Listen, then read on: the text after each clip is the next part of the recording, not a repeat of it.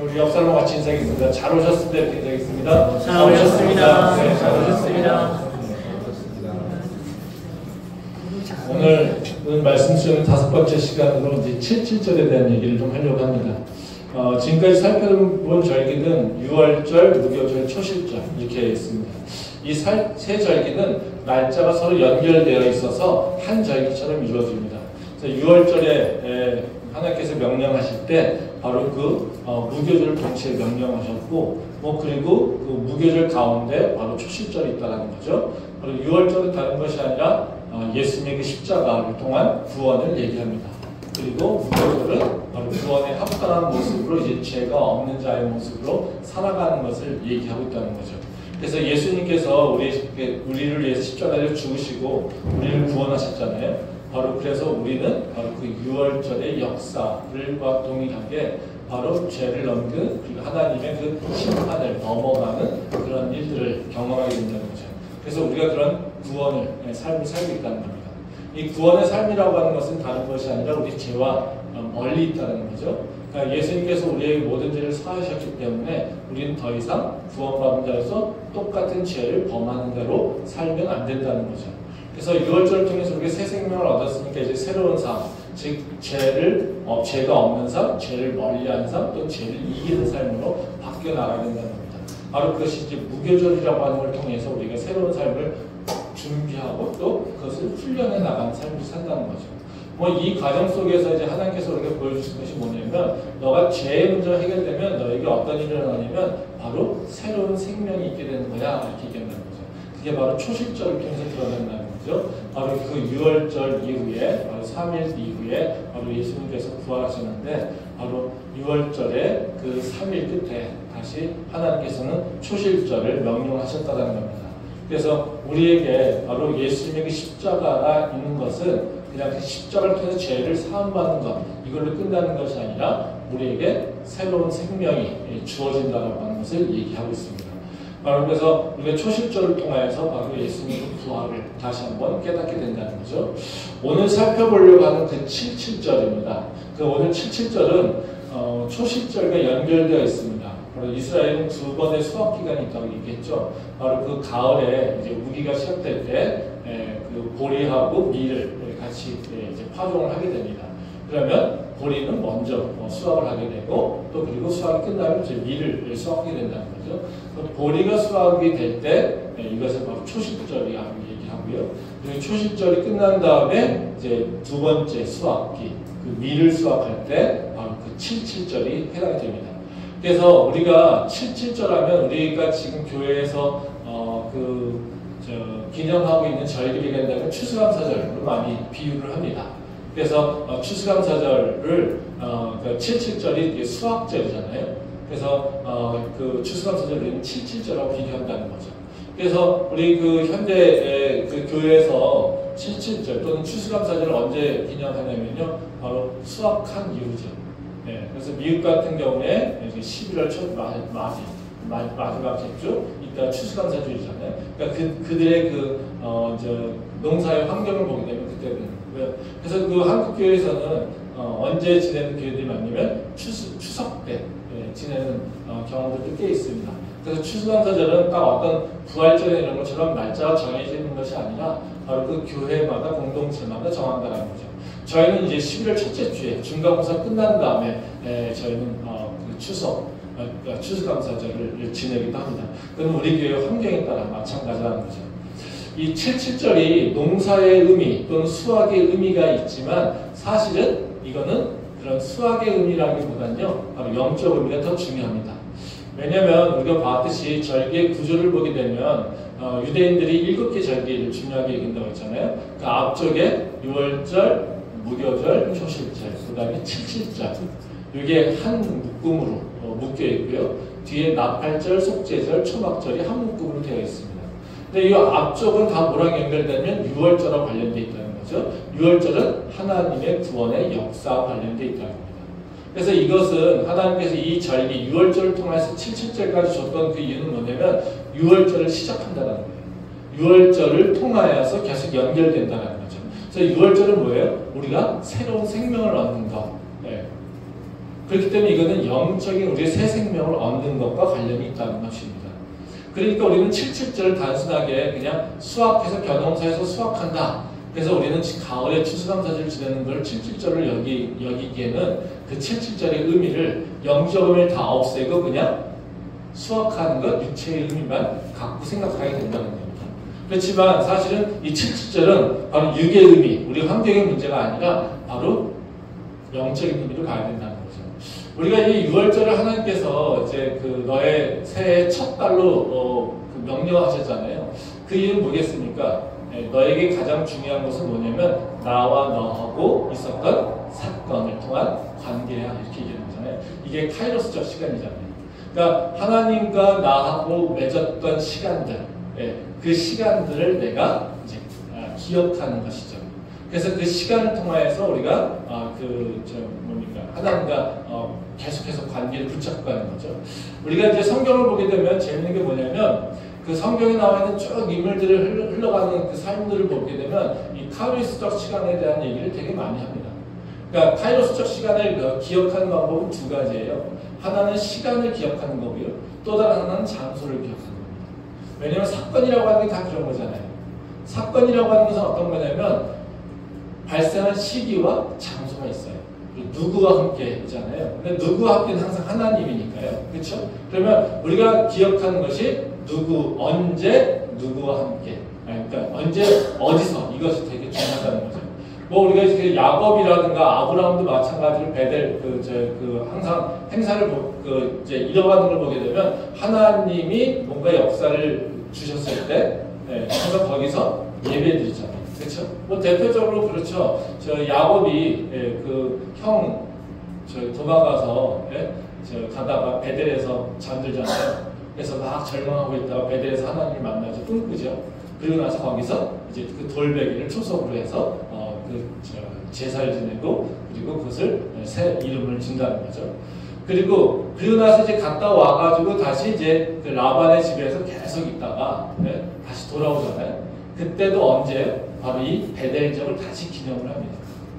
베델적에서 다시 예배드리고 베델에서 역사했던 것들을 다시 한번 기억하게 하나님께서 말씀하신다는 거죠.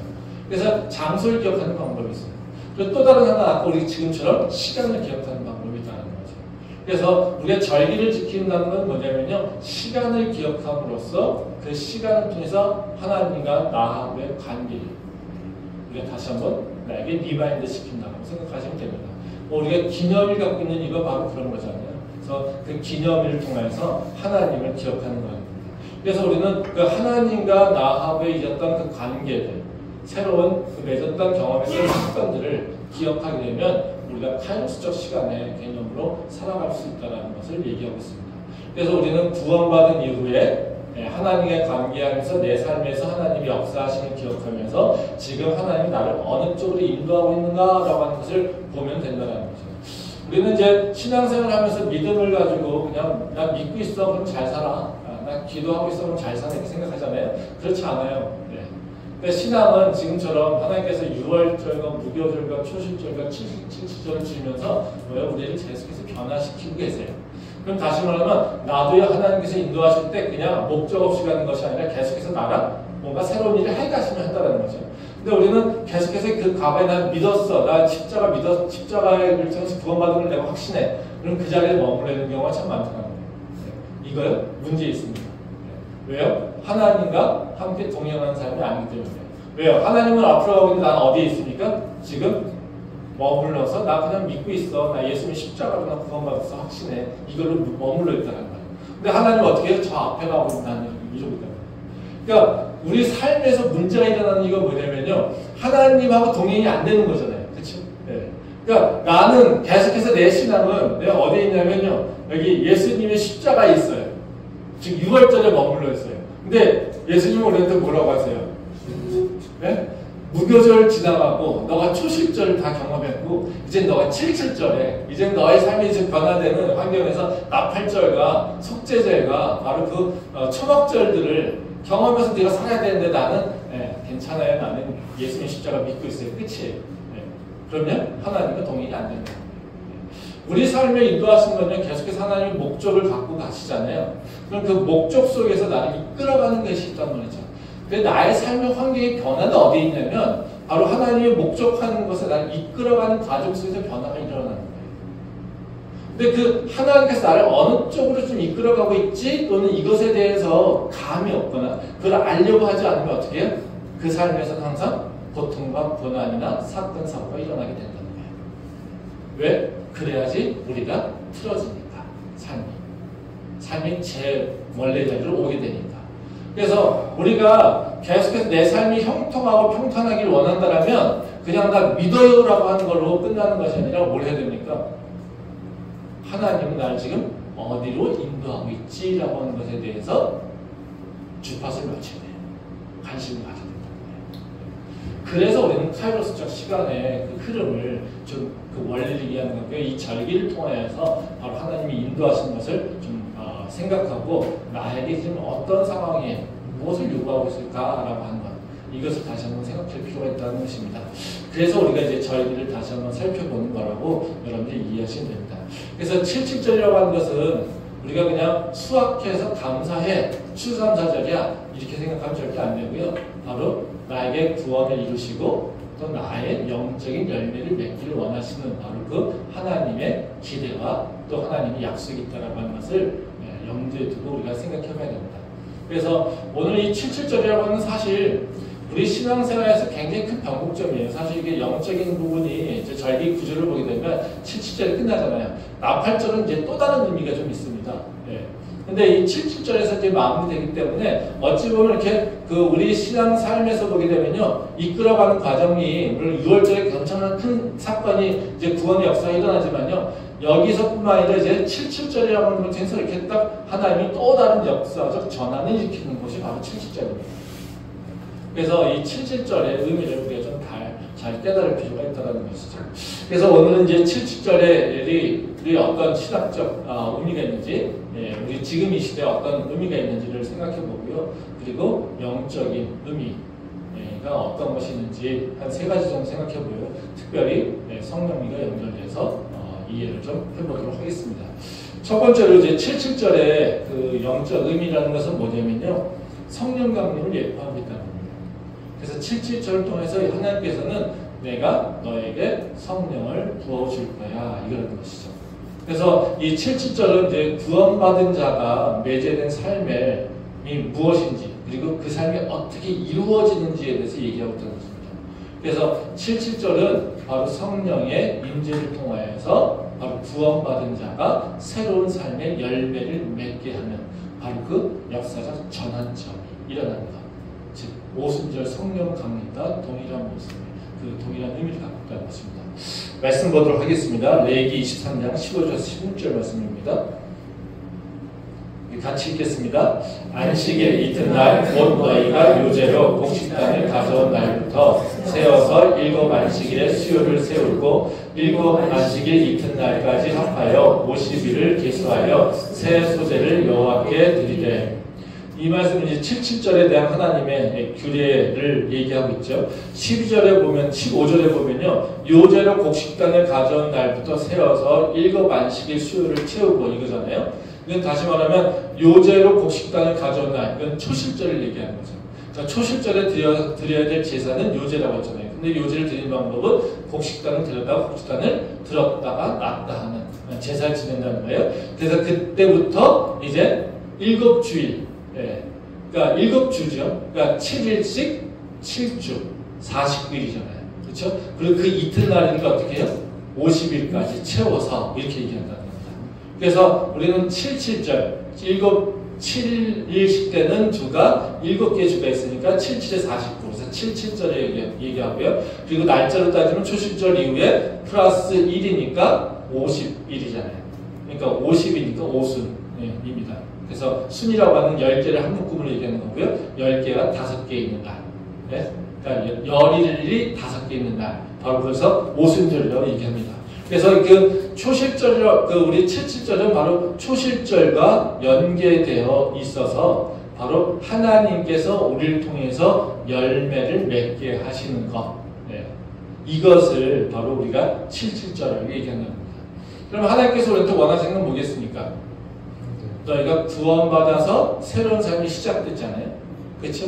이제 새로운 삶에서 이루는 첫 번째 열매가 뭡니까? 예수님 그 부활처럼 새 생명을 얻는 거죠. 그렇죠? 그럼 또 어떻게 해요? 이제 새 생명을 가지고 사는 새로운 삶이 있죠. 그래서 우리가 맺어야 될 삶의 모습이라는 거죠. 생명이라고 하는 것이 그냥 생명이 있으면 그냥 가만히 숨만 쉬고 있는 건 아니잖아요. 그렇죠? 생명이 있다면 뭐예요? 가만히 주저앉아 있는 거 아니라 뭘 계속해서 뭔가 만들어내고 생산적인 일을 하는 거잖아요. 그렇죠? 네. 그러니까 우리가 꽃이 겉에 봐서 죽었는지 살았는지를 알려면 어떻게 합니까? 가만히 봐서 이게 걔가 변화되고 있는지 성장하고 있는지. 그래서 때가 되면 꽃이 피고 때가 되면 어떻게 해요? 열매가 맺는지 보면 우리 알아요. 그렇죠? 근데 잎이 시간이 갔는데도 가만히 그 자리에 있어요. 그럼 못해요? 그거는 죽은 거랑 똑같다는 거죠. 그래서 우리가 생명이 있다고 한다면 생명이 새로운 생명을 우리가 예수님 십자가를 통해서 우리가 구원을 받았잖아요. 그렇죠? 생명이 우리한테 맺어졌단 말이죠. 그럼 그 생명이 또 다른 삶으로 나가서 열매를 맺어야 된다는 것입니다. 그래서 우리는 구원받은 자로서 이제는 새로운 삶을 통해서 맺어야 되는 열매가 있다는 것입니다. 말씀 한 번 더 보겠습니다. 요한복음 15장 3절부터 5절 말씀입니다. 같이 읽겠습니다. 너희는 내가 일러준 말로 이미 깨끗하여졌으니 내 안에 거하라. 나도 너희 안에 거하리라. 가지가 포도나무에 붙어있지 아니하면 스스로 열매를 맺을 수 없음같이 너희도 내 안에 있지 아니하면 그러하리라. 나는 포도나무여 너희는 가지라. 그가 내 안에 내가 그 안에 거하면 사람이 열매를 많이 맺나니 나를 떠나서는 너희가 아무것도 할 수 없음이라. 우리가 다 알고 있잖아요. 이게 예수님께서 이제 십자가를 앞에 두고 이제 요즘엔 유언과 같은 말씀이라는 거죠. 예. 그래서 이건 뭐라고 해요? 너희는 내가 알려준 말로 이미 깨끗하여졌으니, 즉 예수님께서 십자가를 통하여서 너희 죄는 다 없어졌어, 이런 얘기죠. 그렇죠? 그럼 깨끗해졌으니까 라고 하는 것은 무슨 의미예요? 너에게 새 생명이 주어졌어. 죄사함이 있었으니까. 그렇죠? 그러면 뭘 얘기하신 거예요? 내 안에 거하라. 나도 너희 안에 거하리라. 가지가 포도나무에 붙지 않으면 스스로 열매를 맺을 수 없다. 그 다음 뭘로 갑니까? 깨끗해졌다라고 선포하신다면 그 다음 뭘로 가고 있어요? 열매 맺음을 가고 있다는 거죠. 즉 깨끗함이라고 하는 게 십자가의 사건을 통해서 우리한테 주어지는 거죠. 그렇죠? 그러니까 십자가의 피를 통해서 우리가 죄를 사함받잖아요.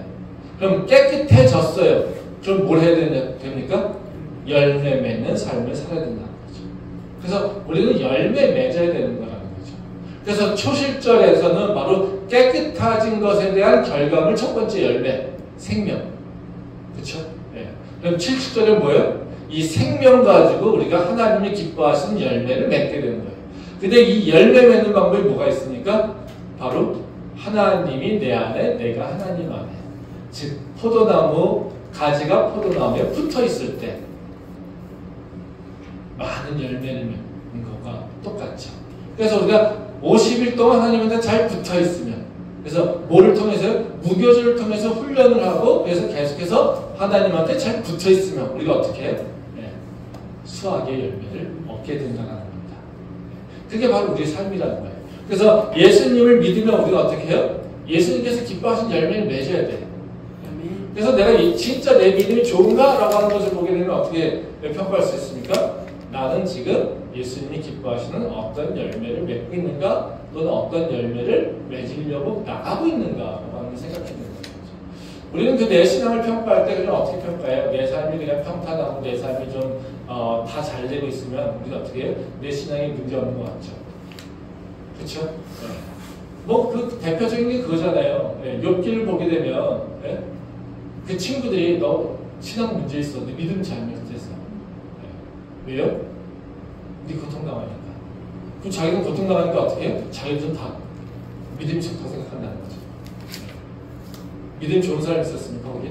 아무도 없어요. 네. 그러니까 우리는 대부분 경우에 내 삶이 잘 되면, 네. 내 삶이 형통하면, 내가 큰 고난이 없으면 나는 믿음이 좋다고 생각해요. 그거 차고라는 거죠. 내가 정말 정말 진짜 신앙이 있다라고 하는데 믿음이 정말 잘 되고 있다라면 내가 뭘 평가해야 되냐면요. 나는 어떤 열매를 맺고 있는가. 나는 어떤 열매를 맺고 있는가. 기도 몇 시간 했냐? 별로 중요하지 않아요. 네. 그 기도는 왜 중요합니까? 열매 맺기 위함. 즉 내가 하나님 안에 거하려고 하는 거예요. 우리는 근데 또 기도하는 사람들 중에는 또 어떻게 해요? 내가 몇 시간 기도한 거에 되게 따지는 사람이 있어요. 또 예배 몇 번 드리고 있는가를 보는 경우가 있어요. 물론 그것도 중요합니다. 예. 우리 목사님 우리 저기 그 새가족들한테 가르치는 거 보면 저 양적 시간 되게 중요하다. 기도하는데 양 중요하다. 맞아요. 양 중요해요. 양 중요합니다. 예. 예배 중요해요. 하나님과 물리적으로 함께하는 시간이 얼마나 되냐? 되게 중요해요. 예. 그러니까 하나님을 사랑한다고 하면서 물리적으로 같이 함께하는 시간이 없어요. 그러냐? 거짓말이죠. 제가 이런 얘기 제 청년들한테 많이 하는데요. 너 사랑한다고 하면서 너한테 선물을 안 주고 너한테 시간 안 보내주면 너 만나지 마 그런 거. 예. 그거 다 거짓말이잖아. 그쵸? 예. 이분을 사랑한다고 하면서 나 바쁘니까 조금만 참아줘? 예. 그럼 우선순위 뒤죠. 그쵸? 예. 나 사랑한다 하면서 다, 예. 저기 뭐야, 자기 있는 돈은요, 다른 사람한테만 써요. 그쵸? 사랑하는 거 아니잖아요. 예. 근데 우리는 그 짓을 어떻게 해요? 하나님한테 한다고 그래요. 하나님 나 사랑해요. 그러면서 예배 안 드려요. 하나님 나는 당신 정말 살아있음을 믿어요. 근데 예배 안 드려요. 하나님 나는 정말 하나님이 정말 내 삶의 주관자예요. 그래서 기도 안 해요. 그럼 하나님 사랑하는 걸까요? 아니. 아니죠. 아니죠. 네. 그거는 기본이에요. 네. 예배 몇 번 드리고 기도 몇 시간 하는지 이게 네, 내 신앙을 잘하고 있다 잘못하고 있다라고 얘기하는 게 아니에요. 그거는 뭐 하려고요? 열매 맺으려고 하는 일이에요. 지금 하나님께서 뭐예요? 깨끗해졌으니 너는 열매를 맺어야 돼. 근데 열매를 맺기 위해서 뭐라고요? 내가 네 안에, 네가 내 안에. 가지가 뻗어나면 붙어 있어야 맺잖아요. 그렇죠? 우리가 열매 맺기 위해서 뭐예요? 하나님하고 붙어 있잖아요. 그 붙어 있는 행동이 뭡니까? 예배와 기도와 말씀이에요. 그렇죠? 근데 우리는 열매는 생각하지 않고요. 내가 그냥 몇 시간 하나님한테 뭔가 예배드리고 있고 뭘 하고 있고 이걸로 우리는 끝난다는 거죠. 그렇죠? 네. 그래서 그걸로 우리의 신앙을 평가하면 안 돼요. 네. 매주 일 똑같이 빠지지 않고 예배드려도요. 어린 나이에 신앙을 갖고 있는 사람들이 있어요. 그렇지 않습니까? 네. 그러니까 우리는 그걸로 얘기하는 게 아니라 내 신앙은 뭐예요? 내가 하나님께서 기뻐하신 열매를 어떤 열매를 맺고 있는가. 가장 기본적으로는요. 네, 성령의 열매잖아요. 그렇죠? 네. 내 삶 속에서 사랑과 온유와 희락과 화평과 네, 오래 참음과 절제와 양성과 뭐 이런 것들이 얼마나 있는가. 네. 내가 그런 것들이 얼마나 많은 것을 내는가. 생각해보세요. 내가 매주 예배 끊이지 않고 와요. 그렇지만 내 인생이 맨날 짜증만 내요. 믿음 온전한 거 아니지. 그쵸? 맨날 난 성령 충만하고요. 네, 성령의 세례도 받으면 잘났대요. 네. 근데요, 말씀은 보지도 않고요. 그 입에서는요, 담아낼 수 없는 얘기들이 나오고요. 그쵸? 아, 나 성령 받았으니까 성령 잘 알고 있어. 교만이 있고요. 이런 거는 신앙 아니에요. 믿음 아니에요. 그런 열매 맺는 사람 아니에요. 기도한다고 하면서 다른 사람 비방하고 이런 거 너무 많지 않습니까? 네. 내 모습에서 그런 모습들만 나오고 있다면 어떻게 해요? 열매 맺는 사람 아니에요. 네. 그건 절대로 열매 맺는 사람이라고 얘기할 수 없어요. 아멘. 내가 나를 잘 보려면 나는 내 모습을 성찰하면서 나는 어떤 열매를 맺고 있는가, 내가 무엇을 향하고 있는가 봐야 돼. 그래서 우리는 그런 열매를 맺어야 된다는 거죠. 그래서 하나님께서 기뻐하신 열매를 맺어야 된다는 것을 우리가 7.7절 통해서 가장 기본으로 얘기한다는 거죠. 그러면 7.7절에서는 우리의 열매 맺기 위해서 하나님께서 뭐라고 계십니까? 성령의 강림을 우리에게 행하신다는 거예요. 바로 그 오순절에 어떤 일이 일어났습니까? 예수님이 부활하신 그 승천하신 일이 성령의 강림의 역사가 일어나지 않습니까? 그렇죠? 네. 바로 하나님께서 77절을 명하신다. 예? 똑같이 모순절에 성령의 강림이 있었다는 겁니다. 그러면 그 77절은 이 신약 시대에 와서는 우리한테 뭐로요? 성령을 세례를 주셨고요. 그 성령의 세례를 통해서 우리는 어떻게 열매 맺는 삶으로 가게 된다는 거죠. 그래서 하나님께서 우리한테 주신 건 뭐냐면 첫 번째 새로운 생명, 두 번째 성령의 세례. 이걸 통해서 우리가 삶에서 하나님이 기뻐하시는 열매를 맺게 하신다는 겁니다. 바로 이것이 바로 77절에 우리에게 주시는 하나님의 교훈이며 또 하나님의 사건이라고 하는 것을 우리가 기억할 수 있습니다. 그러면 우리가 이 오순절 성령 강림을 통해서 많은 열매가 맺어지잖아요. 그렇죠? 예. 그래서 우리가 성령의 세례를 통해서 우리한테 무엇을 어떤 열매를 맺는가, 맺기를 원하신가, 이걸 좀 우리가 좀 볼 필요가 있겠죠. 우리가 성령 세례하면 되게 오해도 많잖아요. 우리 성령 세례하면 막 이렇게 초월적인 뭔가 역사하심, 병 고침의 역사, 뭐 초자연적인 역사, 뭐 이런 거 얘기하잖아요. 그렇죠? 그런 것도 틀리진 않습니다. 예, 그런 것도 틀리진 않습니다. 근데 그것만 얘기하진 않아요. 예, 그거는 단순하게 어떻게 해요? 인간들에게 하나님의 살아계심을 드러내기 위한 거죠. 그것만 강구하고 찾고 있으면요, 되게 미련한 신앙입니다. 그리고 성경적인 신앙이 아니에요. 맨날 기도하면서 성령의 역사, 내가 만났던 성령님을 똑같이 만나서 역사하고, 내 마음속에 맨날 뜨겁고, 내 손이 맨날 뭐 뜨거워지고, 내가 뭐 엎고 놨더니 기도했더니 뭐 병이 났고, 뭐 내 음성이 들리고, 맨날 이것만 따지고 있잖아요? 그런요, 성경적인 성령의 생각을 갖고 있는, 이해를 갖고 있는 게 아니에요. 그래서 우리가 성령이라고 하는 것을 바로 하나님의 능력이잖아요. 그쵸? 하나님의 영이 우리한테 임하니까 당연히 뭐가 나타나겠어요? 초자연적인 역사가 일어나죠. 그쵸? 근데 초자연적인 역사가 일어나지 않으면 하나님께서 일하시는 게 아닌가요? 아니잖아요. 그쵸? 네. 근데 그거를 하나님께서 임하시면 맨날 초자연적인 역사가 일어나는 것만 가지고 얘기하고 있다면 성경에서 얘기하는 성령하고는 상관이 없다는 거예요. 그쵸? 네. 그래서 우리는 자꾸 현상적으로 성령을 현상적으로 뭔가 얘기를 하고 있는데요. 네. 성령을 이해할 때는 현상적으로 이해하는 것이 아니고요. 절대로 현상이 아니라 하나님 말씀의 근거에서 이해를 해야지 된다는 거예요. 그래서 그 말씀의 근거를 통해서 우리가 성령이 왜 그런 일을 하셨는가라고 하는 것을 우리가 이해하고 하나님을 바라봐야 된다는 거예요. 그래서 우리가 자꾸 현상에 초점에 맞추면 이단에 빠지고요, 미신에 빠지고요, 그리고 교회 안에 있지만요, 말씀이 아니라 자꾸 기복적인 신앙으로만 빠져들어갈 수 있어요. 근데 성령의 권능을 받기 때문에요, 나가진 않아요. 근데요, 열매가 맺어지는 성장이 일어나진 않아요. 그래서 우리는 성령이 우리에게 임재하셨을 때 우리가 어떤 일들이 행하신지를 좀 알 필요가 있다는 거죠. 그래서 오늘 그 77절을 통하여서 바로 하나님께서 행하신 일들을 보면서 성령께서 우리가 어떤 일을 행하시는가, 바로 이 문제를 좀 보도록 하겠습니다. 첫 번째로 성령께서 우리에게 임하시면 어떤 일을 행하시냐면요, 우리가 말씀을 깨닫고 말씀을 지키게 하십니다. 그래서 성령께서 우리에게 오시는 건 뭐냐면요, 말씀의 임재와 똑같습니다. 그래서 성령이 임하시는 것은 뭐랑 동일하다고요? 내게 말씀이 들어오는 것과 똑같아요. 하나님의 말씀. 그러니까 성령이 없이는요, 우리가 하나님의 말씀을 깨닫지도 못하고요, 하나님의 말씀을 이해도 못할 뿐만 아니라 성령의 하나님의 말씀을 우리에게 이루지도 못해요.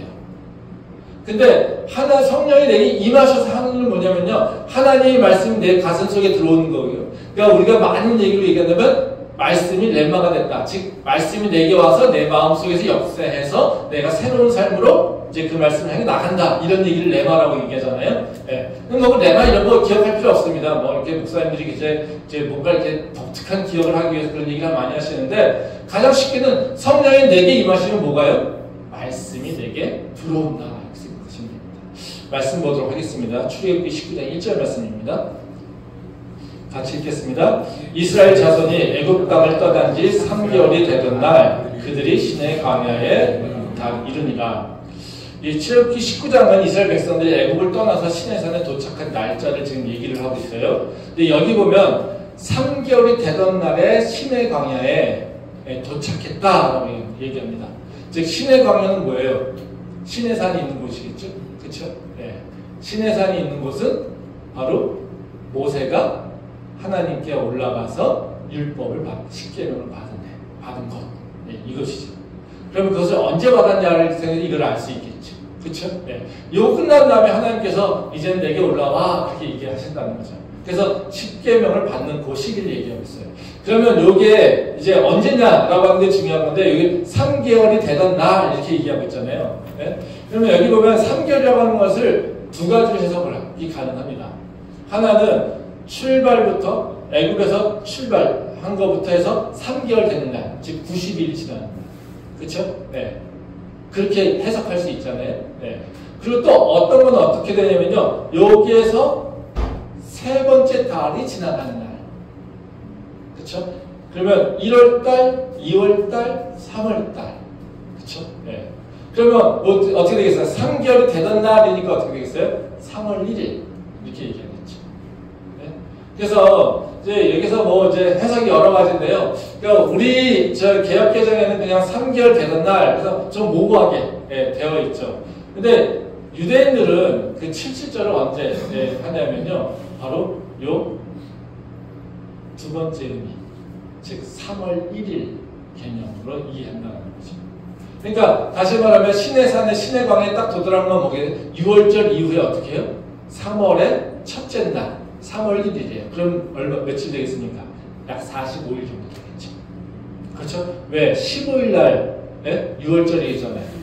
그렇죠? 네. 15일이 6월절이었죠. 그러니까 한 달 지나 그 1월 달이 그러면 15일이잖아요. 그렇죠? 30일로 잡으면 그리고 2월 달이 30일. 그럼 45일이죠. 그렇죠? 네.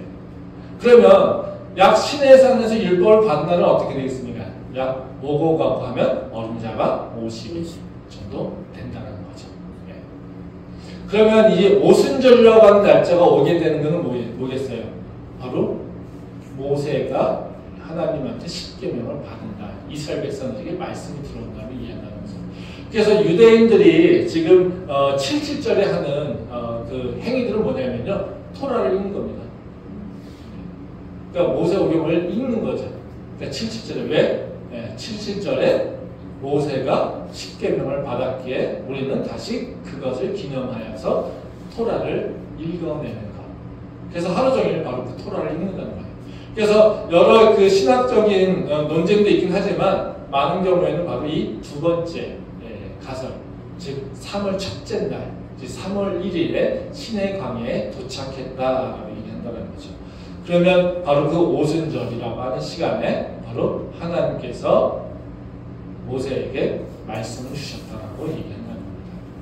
이 율법이라고 하는 게 어떤 의미가 있습니까? 우리한테 우리가 갖고 있는 율법의 생각 그건 뭐냐면 법전이죠. 법전은 두 가지 기능을 하게 됩니다. 하나는 어떻게 행동해야 돼 라는 거고요. 또 다른 하나는요, 너 행동이 옳은지 그른지 다시 판단하자 이겁니다. 우리가 무슨 수행하고 하면 어떻게 해요? 네? 뭐 지난번에 오성에서 뭐 그 지하차도 했더니 네? 뭐 봅니까? 규정 보잖아요. 그죠? 규정 꺼내가지고 네? 공무원이 잘했느니 못했느니 네? 이런 얘기 하잖아요. 그러면 공무원은 이걸 지키지 않았으면 어떻게 해요? 넌 일 잘못했네 이거잖아요. 그렇죠? 네. 너가 이렇게 한 게 맞는 건데 그 규정이 이렇게 써 있는데 안 했다 이런 얘기잖아요. 네. 그래서 규정이라고 하는 건 두 가지 의미죠. 하나는 어떻게 네가 행동해야 될지 알려주는 거고요. 그리고 어떻게 해요? 너 행동을 다시 반추해서 평가해야 되는 것이죠. 그래서 우리에게 하나님의 말씀이 내게 들어왔다라고 하는 것은 어떤 거냐면요. 바로 우리는 아무 생각 없이 사는 것이 아니라 내 기준 따라 사는 것이 아니라 하나님의 말씀을 기준으로 삼아 살아가는 삶으로 바뀐다는 겁니다. 네. 말씀 보도록 하겠습니다. 사사기 17장 6절 말씀입니다. 같이 읽도록 하겠습니다. 그때에는 이스라엘에 왕이 없었으므로 사람마다 자기 소견에 옳은 대로 행하였더라. 이 사사기 말씀인데요. 사사기가 어때요? 말씀이 무너져서 이스라엘 백성이 고통당하는 날이잖아요. 그래서 사사를 보내서 또 구원하시고, 또 사사가 또 죽고 나면 또 이스라엘 백성을 범죄해서 또 다시 또 다른 사사를 보내주시고 이런 거잖아요. 근데 그 사사기라고 하는 거 어디 뒤에 있습니까? 여호수아 뒤에 있죠. 즉 여호수아가 죽은 이후에 사사 시대가 일어나죠. 즉 말씀의 기준이 없어서 모든 사람이 어떻게 살아갔어요? 자기 속에 넣는 대로, 자기 뜻대로. 네가 생각하는 게 정답이야 이거잖아요. 교회에서 이러면요 하나님한테 얻어맞습니다. 그렇죠? 세상에서 어떻게 해요? 내 생각이 옳아.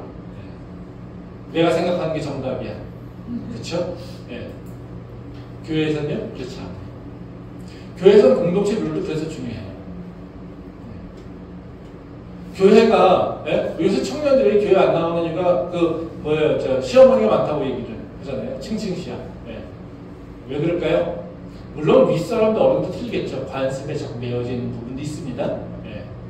근데 어떻게 해요? 자기 뜻대로 자기 생각이 옳다고 생각하는 마음이 있으니까. 그렇다면 그 공동체는 뭘까요? 말씀의 기준이 없다는 거예요. 사실 적어도 말씀을 서로 생각하지 않는다는 거예요. 논쟁이 있거나 이견이 있으면 어떻게 해요? 말씀에 따라서 누가 옳은지를 생각해야 돼요. 세대 차이가 일어나는 게 있을 수 있죠. 그렇죠? 말씀의 해석이 다를 수 있으니까요. 왜냐하면 문화적 해석이 있잖아요. 근데 자기 생각이 옳아? 그래서 싫다? 이거는 틀린 얘기예요. 사실. 교회 안에서 내가 다른 생각이 있다라고 하는 건 뭐예요?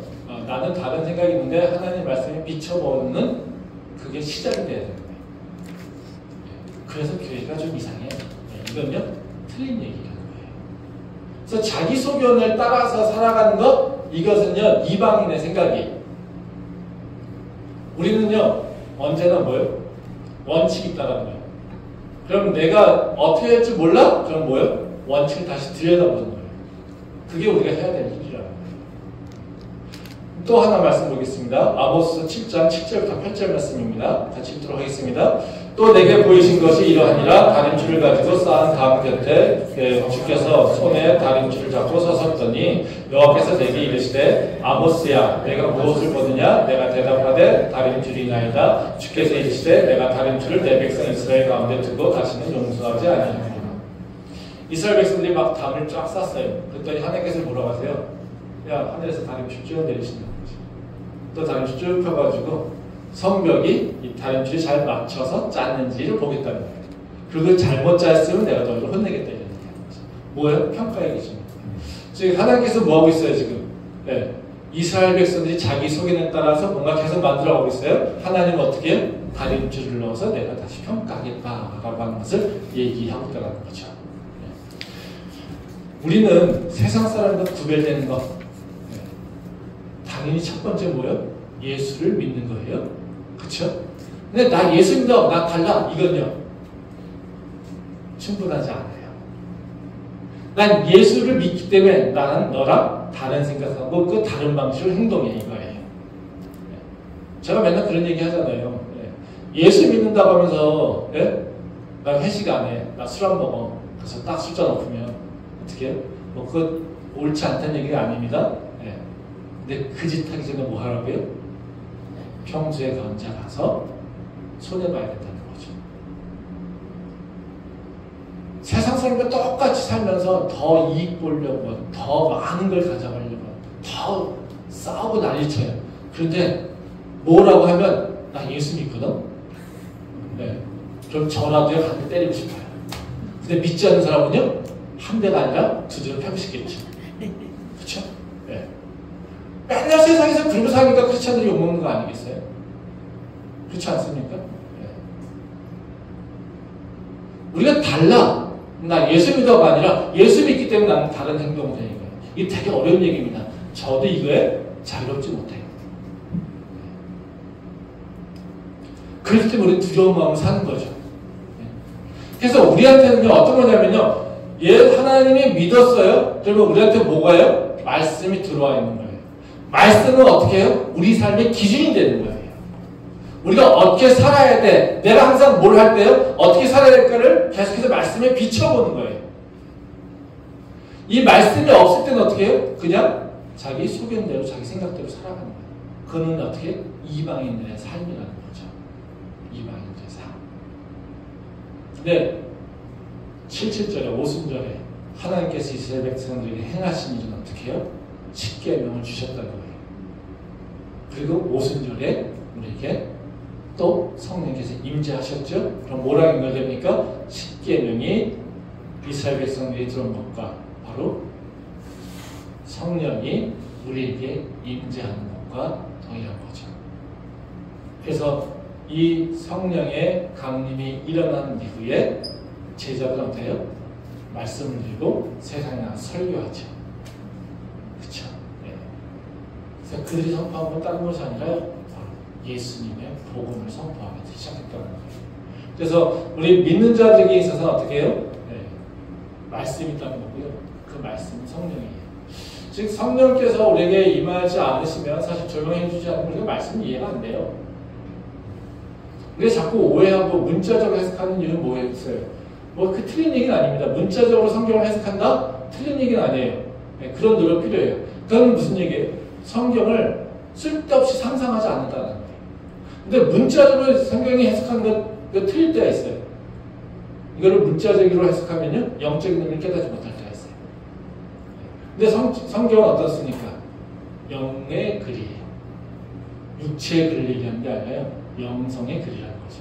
성경이 이해가 잘 안 되는 이유는 뭐냐면요, 영적인 의미와 육적인 의미가 다 섞여 있어요. 그래서 또 영적인 의미를 육으로 표현합니다. 그게 성육신이잖아요. 그렇죠? 예수님께서 우리에게 오셨잖아요. 하나님이 우리에게 임재하셨어. 이게 뭐예요? 예수님을 통하여서. 말씀대로 우리에게 오셨을 때요, 우리의 육체의 것을 표현을 해요. 비유를 표현하거나 이런 것도 다 그거예요. 근데 이것을 어떻게 비유로만 설명하면요, 성경이 이해가 안 돼요. 근데 이것이 성령께서 우리에게 조명해 주실 때 어떻게 해요? 영의 의미를 우리가 볼 수 있게 해준다는 거예요. 그래서 성령이 임하게 되면 우리가 말씀을 깨달을 수 있게 된다는 거예요. 뭐 저는 이거 매일 정말 경험합니다. 제가 매번 얘기하잖아요. 제가 그냥 묵상하는 것과 설교를 위해서 준비하는 묵상은 달라요, 지금. 그럼 다른 것이 아니라 제가 묵상하는 건데 제 육체나 제 생각, 제 지식으로만 해요. 네. 근데 설교를 하기 위해서는요, 끊임없이 기도하고 그리고 주님 앞에 간구하고 주께서 주신 뜻이 무엇일까를 깨달으려고 해요. 또 주께서 저한테 얘기하시는 건 뭐겠어요? 저한테 그냥 지식 몇 개 알려주려고 하는 게 이 자리에 세운 건 아니잖아요. 근데 저를 통해서 하나님께서 말씀하고는 영적인 메시지를, 그러니까 스피리추얼 메시지를 주기를 원하시는 거잖아요. 근데 저한테 뭘 보여주셨어요? 영적인 메시지를 깨닫게 하시겠죠. 그러니까 제가 성령 안에서 제가 말씀을 볼 때 그 의미가 달라지게 해석이 된다는 거죠. 그러니까 말씀이 내 안에서 해석이 되려면 내가 지식으로 해석하는 게 아니라 어떻게 해요? 성령께서 알려주셔야 되는 거예요. 그래서 내 말씀 가운데 성령이 말씀을 이루게끔 하신다. 그게 하나님께서, 성령께서 행하시는 일이에요. 그래서 성령을 받으면 우리가 어떤 일이 일어나겠습니까? 다른 것이 아니라 말씀 보는 게 달라져요. 깨우침이 달라집니다. 그래서 그 말씀의 성령의 지혜로서 말씀을 깨닫게 된다라는 얘기를 하는데요. 바로 그것이 바로 성령께서 역사하신다라는 거예요. 그래서 우리가 성경을 좀 더 잘 알고 싶다, 깊이 알고 싶다, 성경을 통해서 하나님께 교제하고 싶다, 그럼 뭘 사모하면 됩니까? 성령님 사모하면 돼요. 성령님 내가 이 말씀을 몰라요. 네, 이해시켜 주세요. 라고 하면 돼요. 저는 설교 준비하면서 매번 하는 얘기가 합니다. 하나님 이 말씀이 뭐예요? 그것이 난 이해가 안 돼. 내 지식은 이해가 안 돼. 제가 이걸 설명할 수가 없어요. 저 깨닫지 못하니까요. 그기들 가장 많이 해요. 그때 하나님께서 저한테 깨달을 수 있도록 저의 삶에서, 저의 모습 속에서 제 생각과 제 지식을 다시 쓰시는 거죠. 그래서 제가 다시 깨우치게 된다는 거예요. 그래서 우리가 성령께서 행하시는 일은요, 다른 것이 아니라 내게 말씀이 들어오게 하신다라고 하는 것을 우리가 기억하면 좋겠습니다. 그래서 그 성령, 하나님의 말씀 더 깊이 알기를 원하신다면 다른 것이 아니라 성령을 사모하시면 됩니다. 그런 사모함이 우리가 되기를 소망합니다. 두 번째로 성령께서 우리에게 행하시는 건 뭐냐면요, 우리의 신앙을 성장하게 하세요. 그러니까 우리가 이제는 모습과는 다르게요. 새로운 모습 자꾸 나가야 된다는 거예요. 근데 방향성은 어떤 거냐면요. 처음에는요. 하나님 나 살려주세요. 하나님 나 복 주세요. 하나님 내게 형통케 해주세요. 하나님 내한테 뭔가 좋은 걸 주세요. 이런 신앙을 이런 신앙을 갖게 됩니다. 근데 성령께서 우리한테 원하시는 어떤 거냐면요. 이런 신앙이 아니라 하나님을 증언하는 자, 예수 그리스도의 증언하는 자로서 우리를 바꾸는 모습으로 우리를 성장케 하신다는 거죠. 말씀 보도록 하겠습니다. 레위기 23장 15절부터 17절 말씀입니다. 같이 한 목소리 읽도록 하겠습니다. 안식일 이튿날 곧 너희가 유제로 곡식단을 가져온 날부터 세워서 7 안식일에 수요를 채우고 7 안식일 이튿날까지 합하여 50일을 계수하여 새 소제를 여호와께 드리되 너희의 처소에서 10분의 2 에바로 만든 떡 2개를 가져다가 흔들지니 이는 고운 가루에 누룩을 넣어서 구운 것이요 이는 첫 요제로 여호와께 드리는 것이라. 이게 이제 77절 규례인데요. 77절 규례는 이제 하나님께서 이스라엘 백성들에게 초실절과 다른 열매, 다른 재물을 요구하세요. 그러니까 초실절에서 어떻게 해요? 곡식단이에요. 즉 다시 말하면 수확을 해서 그냥 있는 것, 그러니까 하나님께서 주신 거잖아요. 그러니까 곡식단을 그대로 둔다는 것은 하나님께서 열매 맺게 하셨어요. 열매 맺은 걸 뭔가 변형시키지 않아요. 그냥 그거를 통째로 잘라다가 하나님께 드리는 거예요. 이게 초실절에 드려야 되는 재물이에요. 근데 70절에는 그 열매가 아니라 가공된 열매를 원하신다는 거예요. 그러니까 뭘 원하시냐면요. 여기 보면 16절에 보면 새 소재를 너한테 내게 가져오라 이런 얘기잖아요. 그 새 소재는 뭐냐면요. 떡 2개를 가져다가 흔들죠. 처음에 초실절은 뭐요? 그냥 아무런 가공이 없는 것, 그렇죠? 우리의 노력이 하나도 들어있지 않은 것, 그냥 하나님께서 열매 맺은 걸 그대로 꺾어다가 하나님 감사합니다 이거죠. 그렇죠? 근데 77절은 어떻게 해요? 이거를 가지고 빻고 가루를 만들고 그거를 쪄서 떡을 만들어서 우리가 드린다는 거예요. 그렇죠? 그러니까 우리 초실절은 어떤 거라서요? 생명이잖아요. 우리가 생명을 만들어낼 수는 없죠. 그렇죠? 그 생명은 어떻게 하나님께서 주신 것이 그냥 나한테 오는 거예요. 거기에 우리가 뭐를 만들 게 없어요. 그렇죠? 네. 그러니까 초실절은 어떻게 해요? 하나님께서 주신 거 참 감사합니다. 저희는 그냥 받아요. 받아서 이게 내게 됐네요. 하나님 감사합니다 이거죠. 네. 여기는 내가 뭔가 하는 일이 아무것도 없어요. 그러니까 하나님께서 주신 생명 그냥 받는 거예요. 그리고 감사합니다. 그리고 끝나는 거예요. 네. 근데 77절은 어떻게 해요? 하나님께서 새로운 생명 말씀을 주셨네요. 그쵸? 말씀 주셨으니까 어떻게 해요? 그 말씀을 가지고 내가 뭘요? 삶을 사는 거예요. 그래서 삶을 살아서 어떻게 해요? 하나님께서 기뻐하시는 새로운 열매를 갖다 드리는 거예요. 이게 다르죠. 그쵸? 그러니까 이게 77절에 드는 열매라고 하면 뭐냐면요. 내 삶의 열매예요. 내 삶에서 나타나는 열매고요. 내가 노력하고 내가 뭔가 수고해서 그 믿음으로 그 말씀을 따라서 드러내는 맺어지는 열매라는 거예요. 이게 바로 77절의 열매라는 거죠. 그래서 이거는 그냥 단순하게 뭔가 정해져 있는 것이 아니라 내 삶에서 그런 일들이 노력을 통해서 내가 삶을 통해서 내가 하나님 말씀을 해석하고 내 안에 소화해내서 이걸 드러내는 게 바로 77절의 열매라는 거죠.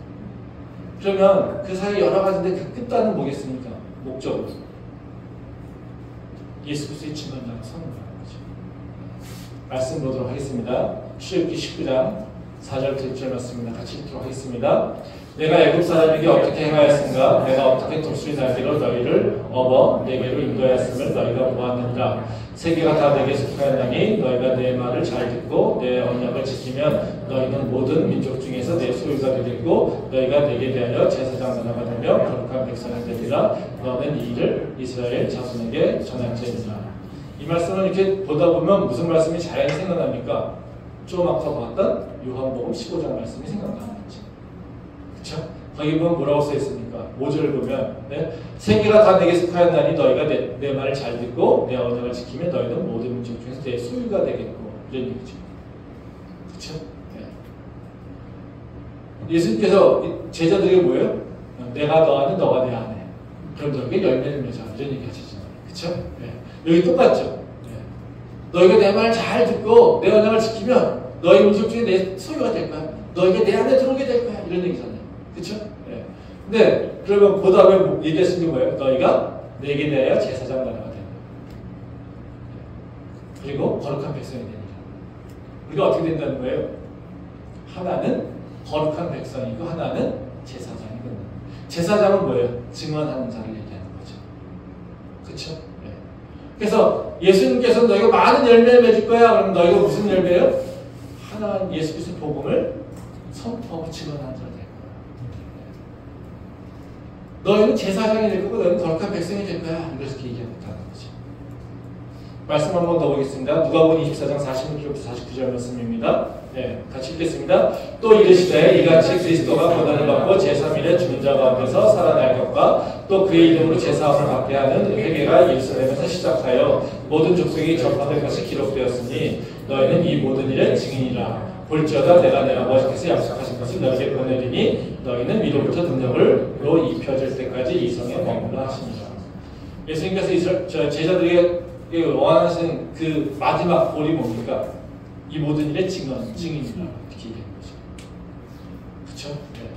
그러니까 너희가 증인되게 할 때까지 너희를 어떻게 해요? 너희는 내가 성령을 부어줄 때까지 너희는 기다려 이렇게 얘기하는 거죠. 우리가 이제 맺어야 될 열매 또는 성장인 신앙의 그 여정을 보게 되면요, 결국에는 뭘로 서야 됩니까? 증언자로 서야 됩니다. 예수 그리스도의 복음의 증언자가 돼야 되는 거예요. 그게 우리가 해야 될 일이에요. 그러니까 우리가 신앙생활을 할 때 처음에는 어떻게 됩니까? 뭐 예수 복음 전해요, 그렇죠? 뭐 예수님의 그 증언, 뭐 하나님 나라의 뭐 이런 얘기 안 하잖아요, 그렇죠? 네. 처음에 우리 어렸을 때의 그 어린 자들의 그 신앙은 뭡니까? 나 잘 되는 거예요. 나 잘 사는 거예요, 그렇죠? 신앙이 어디에 초점이 맞춰 있습니까? 나에게 초점이 맞춰 있는 신앙입니다. 근데 우리가 이 신앙은 하나님께서 절대로 기뻐하는 신앙은 아니죠. 이걸 그대로 놔두지 않으시겠죠. 그렇죠? 네. 그러니까 하나님께서 우리한테 원하시는 신앙은 뭡니까? 내가 증언자까지 서는 거예요. 그러면 하나님은 어떻게 해요? 나를 나만 위한 신앙, 내 것만을 바라보는 신앙에서 어떻게 해요? 증언자로 변화시키는 일들을 나에게 하실 거라는 거죠. 그렇죠? 네. 그러면 내가 이 상태에서 내게만 사랑 주세요, 내 것만, 내게 좋은 거 주세요, 이러던 신앙이 어떻게 증언자로 쓸 수 있겠습니까? 가만히 있으면 안 되겠죠. 하나님께서 어떻게 해요? 나에게 성령을 부어서 어떻게 해요? 증언자로 바꾸시는 거예요. 제자들에게 이 일이 일어나신 거죠. 오순절 성령 강림이 일어나니까 제자들이 마가의 다락방에 주저앉아 있는 것이 아니라 어떻게 해요? 세상 밖으로 뛰쳐나와서 예수 그리스도의 복음을 전하는 일이 일어났고요. 그 베드로의 설교를 통해서 수천 명이 돌아오는 그런 일들이 일어난 거잖아요. 그렇죠? 근데 성령의 역사는요, 나에게 어떤 일이 일어나겠습니까? 복음을 전하고 복음 전하는 것에 대한 두려움이 없고, 그리고 복음 전하려는 마음의 열정이 일어나는 거예요. 그게 바로 우리가 해야 되는 일이에요. 교회를 오래 다니는데도요, 예수 그리스도 복음을 전하려는 마음이 없다? 또는 예수 그리스도 복음을 전하려고 하는 그거에 관심이 없다? 이건 뭘까요? 하나님을 제대로 알지 못하는 거고, 실질적에 일어나는 열매를 아직 경험하지 못한 거죠. 즉, 뭐만 갖고 사는 겁니까? 초실적 열매만 가지고 사는 거예요. 한번 생각해 보세요. 초실적 열매만 가지고 산다면 어떻게 되겠습니까? 재미없죠. 풍성하지 않아요. 초실적의 열매는요, 그냥 보릿고개를 지나가는 것밖에 없어요. 열매가 작아요. 초실적의 열매는요, 보리는요, 이스라엘 백성들의 메인이 아니에요. 메인은 어디 있습니까? 미리에요. 풍성함은 언제 오냐면 7절에 와요. 그러니까 생명이 주어져서 우리한테 씨가 오잖아요. 그 생명은요 이렇게 부여잡고 사는 거예요. 나 살아있어, 나 생명 있어 이러고 사는 거예요. 그렇죠? 네. 실질적으로 뭐냐면요 풍성해서요 나 부자야, 나 여유 있어, 나 넉넉해, 나 할 수 있는 게 많아 이러고 사는 삶이에요. 신앙생활도 마찬가지죠.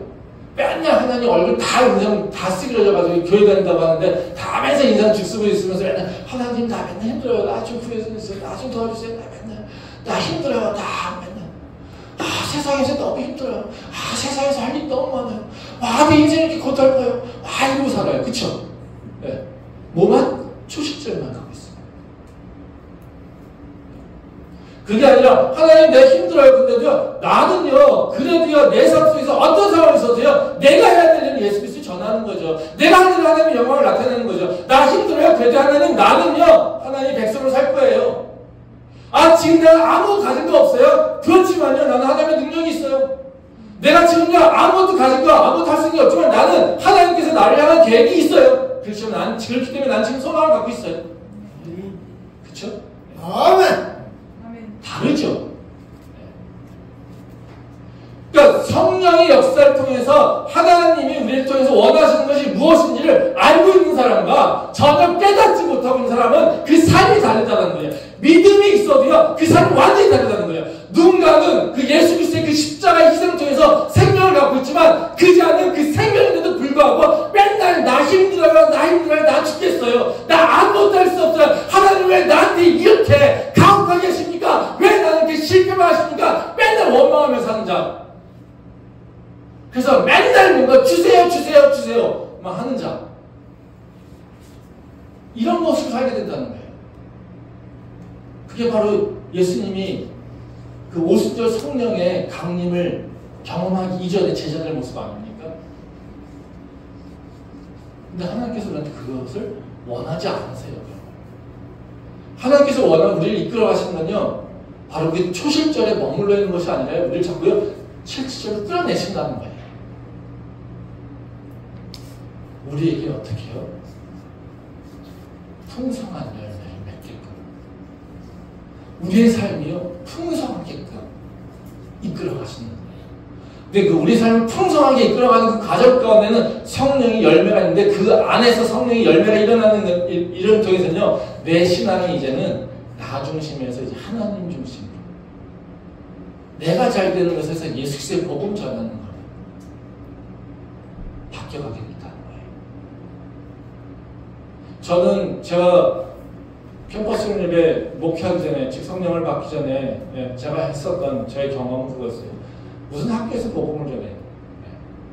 기독교에서 나왔습니다. 그렇지만 그래 하나님 복 받기 위해서는 하나님 예배드리고 하나님 말씀 듣고 그 말씀 따라 사는 거 맞지. 학생들한테 복음 전하는 거 저 안 했어요. 아이고 학교에서 무슨 복음을 전해.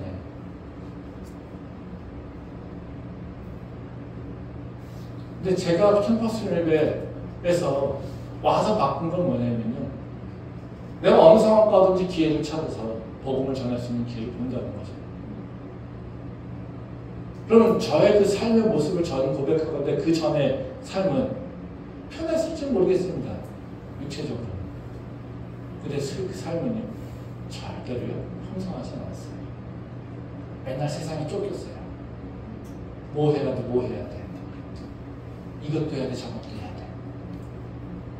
이러고 쫓겨다녔어요. 맨날 그 삶에서. 근데 하나님을 만나고 나니까요, 더 바빠지고요, 더 시간도 촉박해지지만요, 그 가운데서도 저에게는요, 내가 뭘 해야 될지, 내가 누려야 될 여유가 뭔지, 내 삶이 어떤 것인지 고민하게 되는 거고요. 바쁘고 그렇지만 그 안에서 또 다른 여유를 제가 누릴 수 있었던 거죠. 그러니까 이렇게 왔죠. 우리는요, 절대로 주여, 주세요, 주세요. 나만 이렇게 힘들지 마세요. 이런 신앙 갖는 사람 아니에요. 하나님께서 그걸 원하지 않으세요. 우리를 통해서 하나님께서는요, 우리의 모습이 풍성하게 원하시고요. 우리의 모습이 풍성한 걸 통해서요. 하나님이 영광이 드러나기를 원하신다는 거죠.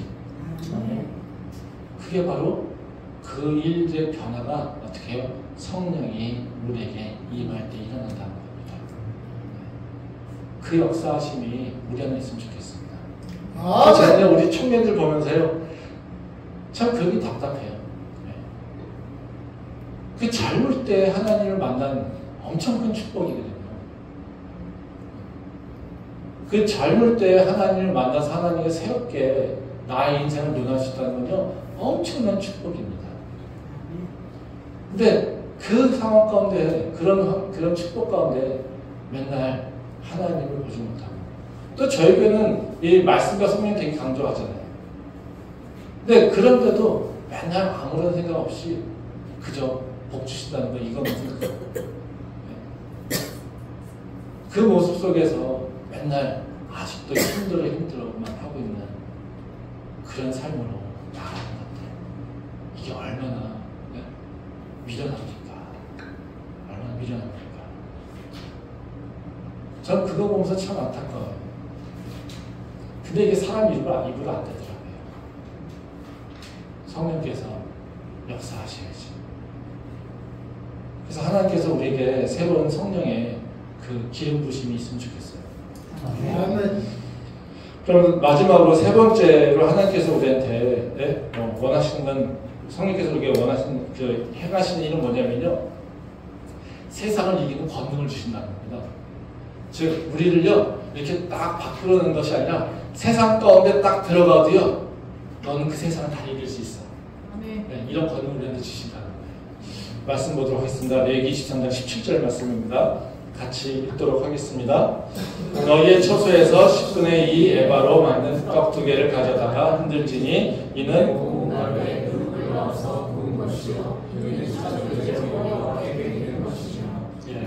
이 말씀 이제 아까 본 대로 77일 제물에 대한 길이잖아요. 여기서 근데 재밌는 일이 있습니다. 여기서 뭐냐면 떡을 만들어요. 그러면 그 떡은 어떤 떡이었을까요? 어떤 떡이어야 됩니까? 지금까지 스토리를 보게 되면 무교병이어야 돼요. 그러니까 6월절, 그쵸? 무교절, 초실절, 그 다음에 어떻게 해요? 칠칠절. 근데 그 초실절하고 칠칠절이 연결되어 있다고 했잖아요. 그 초실절은 어디 있습니까? 무교절 한가운데. 무교절은 어떻게 해요? 무교병을 먹는 그 주간, 일주일 동안. 그쵸? 그러면 초실절이 칠칠절에 연결되어 있잖아요. 그러면요, 칠칠절은 무슨 떡을 먹어야 되겠습니까? 무교병을. 근데 재밌는 건 뭐냐면요, 칠칠절에는 하나님께서 드리라고 한 제물은 무교병이에요, 유교병이에요. 여기 보면 뭐라고 해요? 누룩을 넣어서 구운 떡. 이게 되게 놀라운 일이죠. 초실절에는 하나님께서 우리한테 원하시는 거는요, 바로 무교병이에요. 근데 칠칠절에서 하나님께서 우리한테 원하시는 거는요, 유교병이에요. 완전히 달라진다는 거죠. 그쵸? 원래 이 누룩이라고 하는 건 어떤 의미입니까? 죄죠. 세상의 관습이죠. 세상의 문화고요. 세상이 통치하는 바로 그 논리들이에요. 그래서 하나님께서는 어떻게 이스라엘 백성들에게 이제는 너희가 맨 처음에 살았던 것은 그 애굽의 그 세상 문화, 애굽의 그 통치, 애굽의 그 모든 제도들, 이거에 따라서 삶의 방식에 따라 너희가 살고 있어. 근데 너희는 그렇게 사는 것이 아니라 내 말씀대로. 그쵸? 그래서 그 모든 이전의 관습들, 습관들, 너의 행동 방식들, 행동 양식들, 너의 가치관들, 이런 것들 다 버리려고 하십니다. 그쵸? 그래서 그걸 어떻게 해요? 깨끗게 하신다는 거예요. 근데 하나님께서 우리한테 70절을 얘기하실 때는 뭐냐면요, 너희가 이제 누룩을 가져도 돼. 누룩 속에 있어도 돼. 누룩을 사용할 줄 알아야 돼. 이렇게 바뀐다는 거예요. 세상을 이제는 통치할 수 있습니다. 누룩의 빵을 빚고 있는데 그 누룩에 지배당하지 않는가. 그쵸? 세상 속에 있지만요, 세상의 그 문화와 세상의 관습과 세상의 가치관과 세상의 여러 제도들을 속에서 살고 있지만 그것에 지배당하는 것이 아니라 오히려 그것을 활용하여서 하나님께서 기뻐하시는 빵을 만들어내는 것, 이게 바로 하나님의 역사십니다.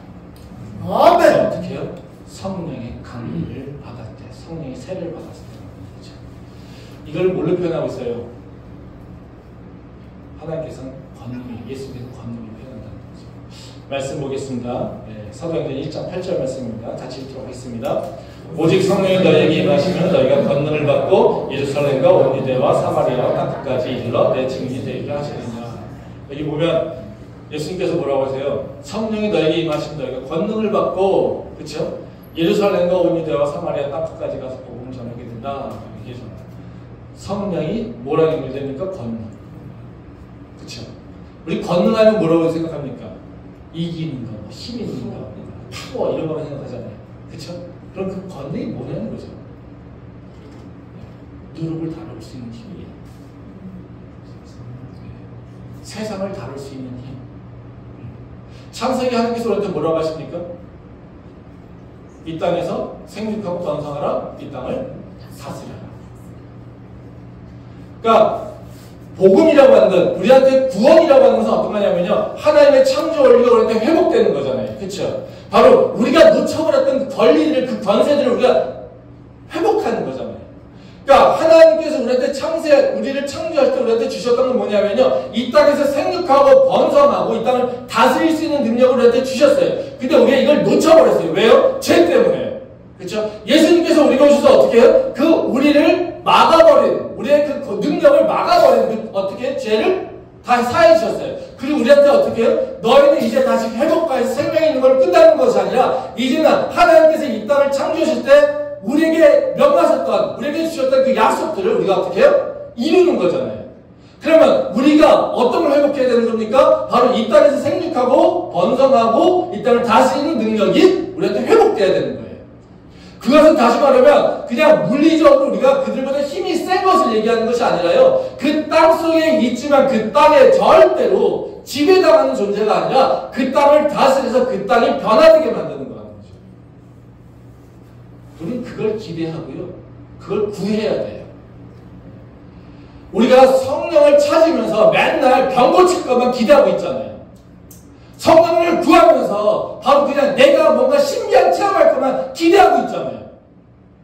내가 맨날 그냥 아프지 않을 것만, 내 인생에서 뭔가 새로운 복만 이루어질 것만 기대하고 있잖아요. 그 성령은 그런 차원이 아니라는 거예요. 성령은요, 내가 세상 가운데 있지만요, 그 세상을 이길 수 있게 한다는 거예요. 절대로 내 세상 가운데 있지만요, 그 세상이 나를 절대로 먹어치지 못한다는 거예요. 그 보호하심과 그 능력, 그 권능을 나에게 주신다는 거예요. 이게 성령이 내게 임하시면 일어나는 일이라는 거예요. 우리는 그 몇몇의 그 성령의 역사하심을 체험하고요, 그 성령님을요 너무 좋게 생각하고 있어요. 그리고 그것만 기대하고 있어요. 그래서 하나님께서 7절을 통하여서 예표하신 그 성령의 강림, 이것이 얼마나 우리한테 풍성한 삶을 약속하시고 그걸 기대하고 있는데, 우리는 그 성령을 받았는데도 불구하고 이 풍성한 삶으로 나가는 것이 아니라요, 더 붙잡힌 또 다른 어둠으로 끌려가는 그런 모습으로는 성령을 이해하는 경우가 참 많다는 거죠. 그러면 우리 그런 얘기 하지 않아요? 우리가 성령이 이겨나면 항상 교회에서는 어떻게 해요? 한 사람은 성령 받는다, 한 사람은 성령 필요 없어 말씀을. 그렇죠?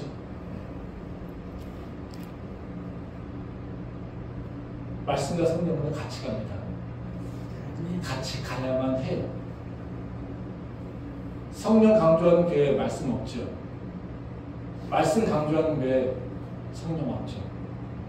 어느 교회가 좋은 교회입니까? 같이 가야죠. 둘 다 문제 있는 교회입니다. 둘 다 문제 있는 교회. 근데요, 성령과 말씀 같이 가기 너무 힘들어요. 전 굉장히 이성적인 사람이에요. 전 신앙생활 하는데도요, 제 이성으로 이해하면 잘 하나님 앞에 나가지 못해요. 그리고 하나님 나갈 때도요, 이성적으로 깨닫게 해달라고 요구 많이 해요. 그럼 그렇다고 제가 성령을 인정 안 합니까? 아니요. 저는 성령이 초월하시는 역사, 제 생각을 뛰어넘는 역사는 저 인정해요. 그래서 제 신앙에서 항상 문제는 뭐였냐면 보면은 말씀과 성령을 어떻게 조화시키죠. 근데 이 조화라는 건 정말 어려워요. 성령만 강조하면 성령 삶을 열심히 하면 그게 편해요. 왜요? 성격이 다르거든요. 성령 사역은 뜨거워요. 감정적이에요. 말씀은요? 말씀 사역은요? 차가워요. 이성적이에요. 색깔이 다릅니다. 완전히. 그래서 이 성령의 사역과 바로 말씀의 사역이 같이 공존한다는 건 정말 어려운 거예요. 근데요, 우리가 그렇게 하기는 어렵죠. 근데 우리는 두 가지를 기대하면 돼요. 그 나머지는 하나님께서 하세요. 우리는 말씀을 열심히 읽는 게 우리가 해야 될 일이에요. 말씀을 이해하려고 하는 게 우리가 해야 될 일이에요. 또 하나는요, 우리가 성령을 사모하는 게 우리가 해야 될 일이에요. 아멘. 그러면 하나님께서 성령을 주시든 우리에게 기름을 부으시든 그걸 통해서 말씀을 깨닫게 하시는 거죠. 두 개의 선택이 아니라요, 두 개가 다 필요합니다. 두 개가 조화롭게 일어날 때 우리 신앙이 건강해질 수 있어요. 그리고 성장할 수 있고 파워가 나올 수 있어요. 근데 많은 경우에 우리가 경험하는 바로 그 성령과 말씀의 사이 속에서는 둘 중에 하나의 선택자들밖에 보지 못한다는 거죠. 신앙에 있어서요, 이 두 가지가 균형이 되어 있을 때 올바른 기도와 올바른 삶을 나갈 수 있습니다. 왜요? 기도도요, 성령의 사역을 통해서 일어나요. 말씀을 통하여서 기도가 일어나요. 복음 전하는 거요, 성령의 권능을 통해서 우리가 일어날 수 있어요. 근데 전하는 건요, 말씀이에요. 이것이 바로 성령과 말씀이 우리 안에 하나 있을 때, 이건 두 개가 하나입니다. 오늘 말씀처럼 십계명과 바로 그 7.7절 통하지 않습니다. 말씀과 성령이 같이 가야 됩니다. 이걸 취사선택하는 건 아니라는 거죠. 그래서 두 개가 함께 갈 때 우리의 삶에서 하나님께서 진짜 원하시는 그 삶들이, 그 열매들이 맺어질 수 있다는 거예요. 우리 교회도 보면요, 저도 마찬가지고요. 이게 말씀 강조하다 보면 말씀을 이렇게 가요. 또 수련회 이렇게 하면서요, 수련회 가운데 이렇게 하다 보면요, 수련회 또 막 그냥 성령으로 막 이렇게 하면요, 또 성령적으로 이렇게 가요. 제가 이번 수련회, 처음에 제가 기대했던 수련회는 어떤 거였냐면요, 말씀이었어요. 근데 운영위원회하고 하면서, 우리 교회 성령의 그 세례가 필요해요. 그래서 제가 그때 고민했어요. 하나님 도대체 뭘 어떻게 하라고요? 그 고민 가운데, 기도하는 가운데 저한테 하나님께서 이 절기를, 주제를 주신 거예요. 그래서 그 절기 가운데 제가 보니까 같이 있어서 되게 무슨 얘기지만, 절기, 예수님, 성령 충만으로 이어지는 것이 바로 절기라고 하는 것을 제가 공부하면서 깨닫고, 이 수련의 주제가 그렇게 바뀐 거예요. 제가 정한 게 아닙니다. 하나님께서는 우리한테 문제가 있어서 기도하시면요, 주세요. 길을 열어주세요. 그것이 초자연적 역사로 일어나는 경우도 있겠지만 홍해바다 역사도 일어나지 않습니까? 근데 생각해보세요. 홍해바다가 맨날 갈라집니까? 아니. 이스라엘 백성들에게? 아니. 40년 살면서 말할 수 없는 역사가 언제 일어납니까? 이스라엘 백성들을 놀랍게 하는 역사가 얼마나 일어납니까? 몇 번 안 일어나요. 근데요, 맨날 역사하시죠. 만나요. 근데요, 맨날 역사하신 하나님을 바라보면서 이스라엘 백성들 어떻게 합니까? 하나님이 있나? 그쵸? 역사와 기적은요, 매일 일어나는 그 역사와 기적이 우리 인식되지 않죠. 그래서 우리는 그걸 놓쳐버려요. 그게 감정이에요. 그래서 성령의 사역은 우리 감정과 되게 연결되어 있어요. 그래서 솔직히 나쁜 성령의 사역자들은, 성령 사역하는 사람은 감정 터치를 많이 하죠. 그래서 나중에 보면 성령 사역인지 이게 감정의 역사인지 내 통곡인지 이해 잘 안 되는 경우가 많아요. 왜냐면 성령의 역사심이 감정과 연결되어 있기 때문에. 그래서 사기 많이 치죠, 솔직하게. 그래서 눈물 찔찔 흘리면 다 성령 역사한 걸 생각하잖아요. 그렇지 않아요. 내 감정에 빠지는 경우도 있어요. 내게 오신 것이 성령이라고 한다면 내 삶에서 변화가 일어나야 돼요. 내가 눈물 찔찔 흘렸는데 그 다음에 똑같아요. 갔더니 딱 성령 찬양 집회 갔다가 막 누가 앞에서 기도하고 나니까요. 내가 눈물 흘리면서 나도 기도했어요. 그랬더니 내 안에 마음이 있었어요. 근데 내 집에 들었더니 엄마가 화가 나.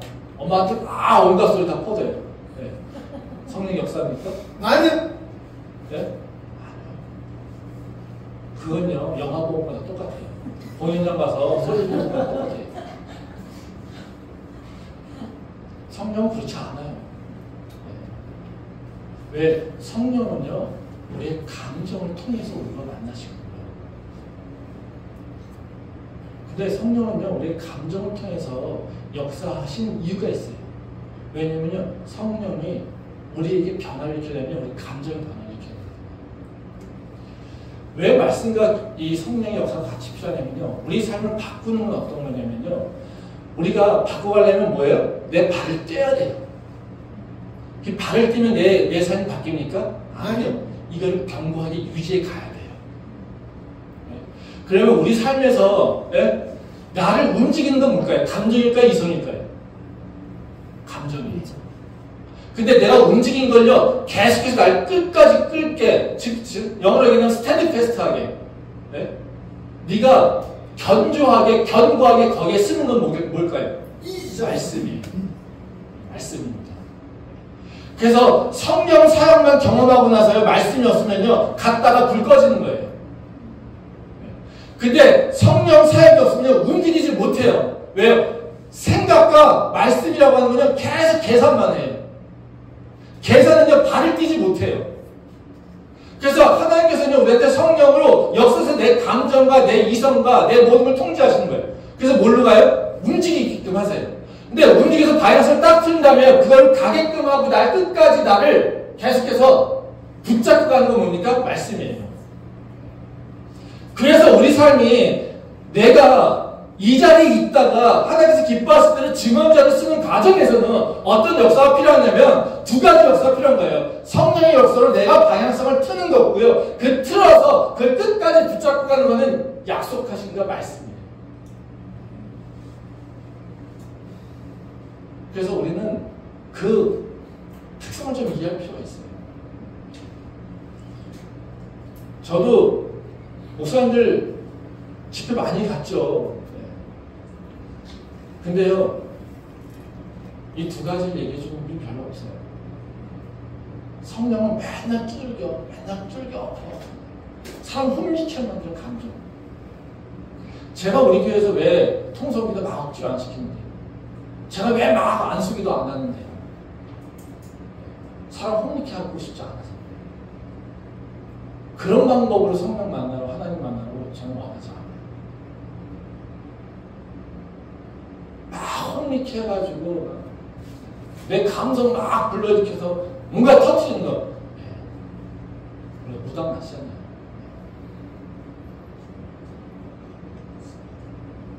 제가 왜 말씀 주시냐면요, 우리 삶을 끌고 가는 말씀이에요. 근데 우리 이성으로 끌고 갈 수가 없어요. 사랑한다는 걸 기억함으로써 우리가 끝까지 사랑할 수 있어요? 아니죠. 그렇죠? 사랑하는 사람들 사이에서도요, 끝까지 그 사랑으로만 갈 수 없잖아요. 사랑한다는 그 약속 때문에 우리 끝까지 갈 수 있어요? 아니, 못 가요.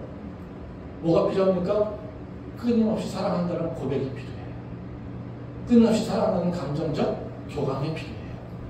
그게 성령님과 교통이에요. 아멘. 기도를 통해서 일어나는 거죠. 그것이 우리 안에 꾸준히 있어야지 그 사랑이 더 깊어지는 거예요. 그래서 하나님에게 내가 나를 집중시키고요. 내가 하나님과 감정적 교감이 일어나고요. 하나님의 말씀을 기억하고요. 그 말씀과 내 삶을 다시 붙잡고 그 삶 속에서 나가고요. 이런 것들이 끊임없이 반복돼서 나가는 거예요. 그러면 나도 모르는 사이에 올라가다가 또 신앙의 레벨이 올라가고. 그래서 언제까지요? 이제는 단단한 걸 먹을 때까지 고난도 이겨낼 수 있는, 고난에도 불구하고 그 안에서 기뻐할 수 있는 믿음으로 바뀌어나가는 거예요. 그게 하나님께서 우리를 이끌어 가시는 거죠. 오늘 시간이 많이 지났지만 사실 오늘 그 설교의 핵심은 사실 성령의 사역과 관련이 있습니다. 그래서 오늘은 시간이 지났지만요, 기도 좀 하려고 합니다. 네.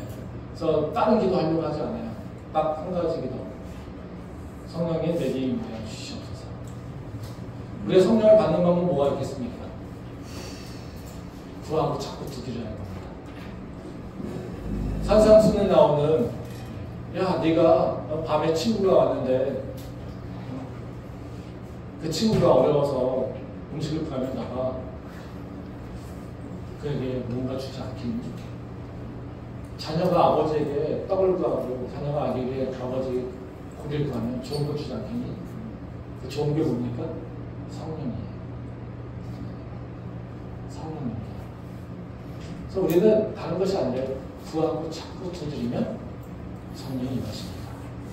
그래서 오늘 한 30, 40분 정도 이제 기도할 텐데요. 예, 좀 지났지만 30, 40분 정도 기도할 텐데요.